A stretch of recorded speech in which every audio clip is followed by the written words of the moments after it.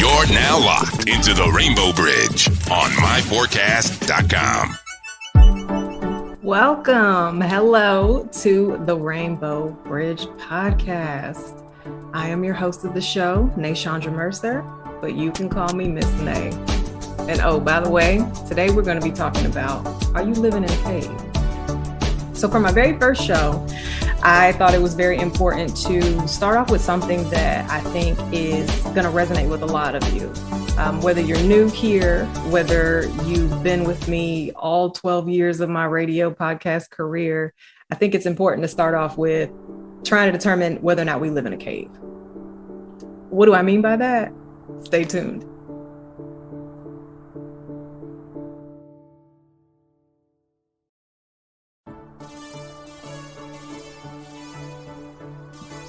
Are you living in a cave? Full transparency, I am so nervous. Despite doing this for so many years, this is the first time that I'm doing my own solo project, and it's been 2 years in the making. So obviously I want to do well, right? So just putting that out there that I am so nervous, but I hope that y'all dig it. And we're just going to jump right in and get into this topic of conversation. So today I wanted to talk about, are you living in a cave? And when I began to think about what I wanted my very first show topic to be about, this was immediately laid on my heart.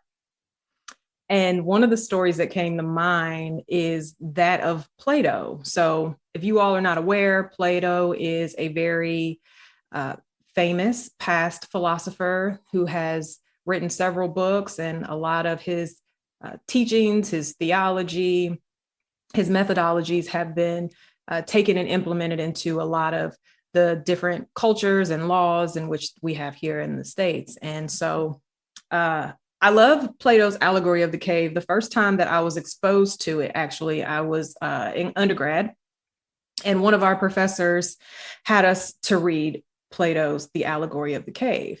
And if you haven't read it, I completely recommend that you do so. It's like 4 pages long. I mean, you got time, right? 4 minutes, 4 pages, just skim through it really quickly and let me know if it blesses you. So for those of you who aren't familiar with it, I'm gonna give you a quick little rundown and give you the tea on what Plato's allegory of the cave is all about. So in this setting, Plato has this character. There's a main character and he's amongst a whole bunch of other characters, and it is set in a cave. So there are all these individuals who are living in a cave, and they are shackled to themselves and then to one another. So hands, feet bound, they have this downward cast view. And in front of them, they can see on the cave of the wall all these different images of people walking, dancing, doing these different things. What they aren't aware of is that what they're seeing in front of them is just a shadow.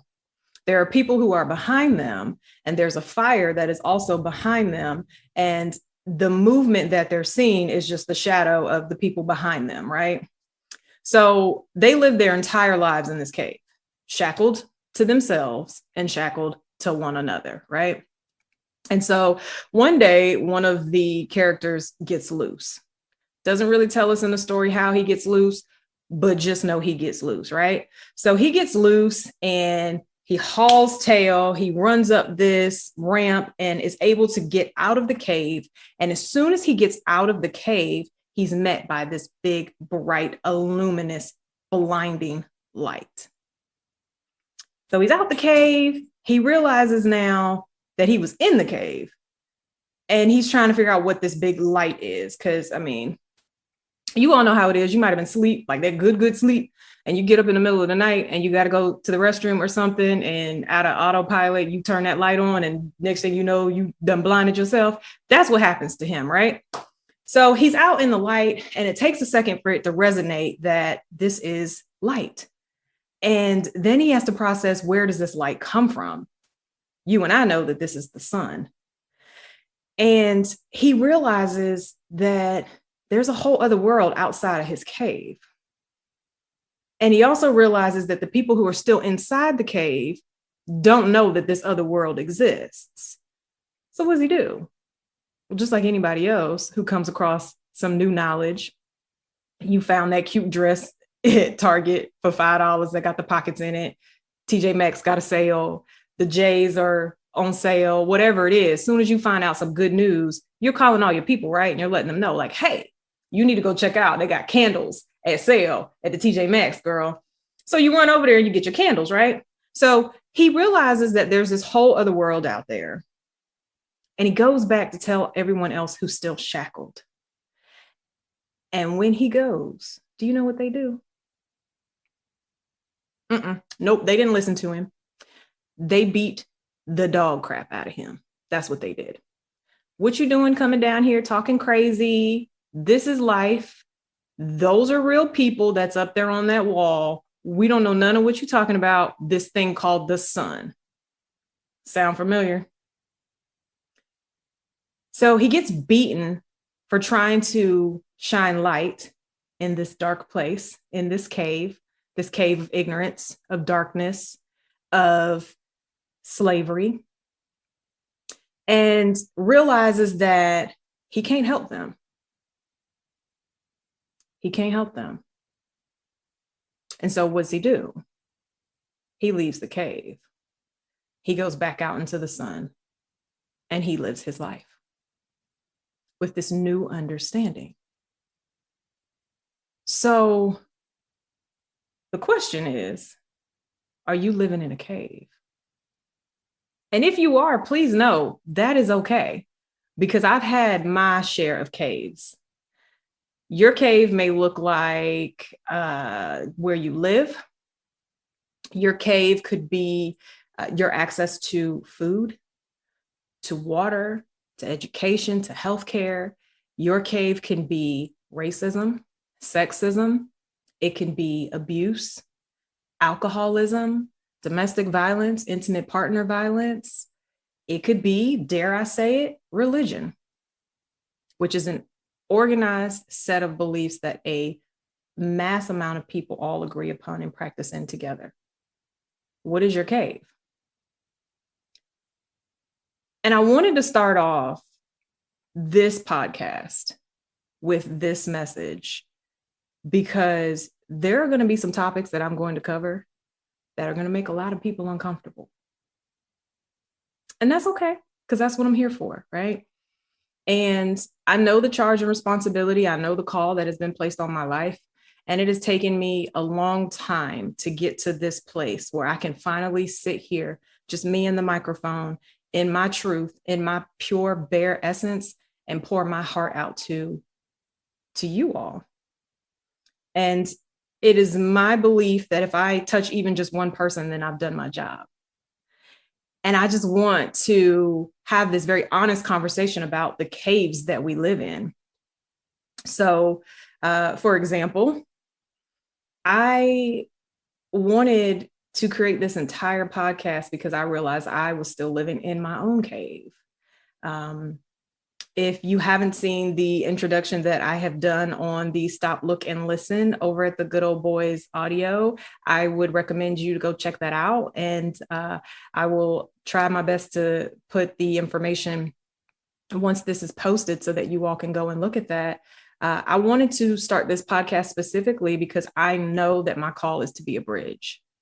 And a bridge to me is a structure that helps connect one place to another. So an only way to get from over here to over there is to cross that bridge. And I want to be that bridge, one of them, because it's my hope that there are lots of bridges out there. And I want to make it easier to have these tough conversations about the caves that we live in, about the conversations that we have or that we don't want to have. And I would like to do so while engaging thoughtfully, meaning that you ain't got to be nasty with me because I'm not going to be nasty with you. And to assume generously, to know that I mean well, that everything that I am doing and that I am saying, that I am delivering is from a place of love. And that's all that this space is going to be, is a space of love.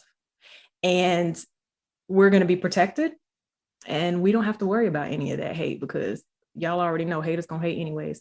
So I would love to know, What caves are you living in? What battles are you fighting?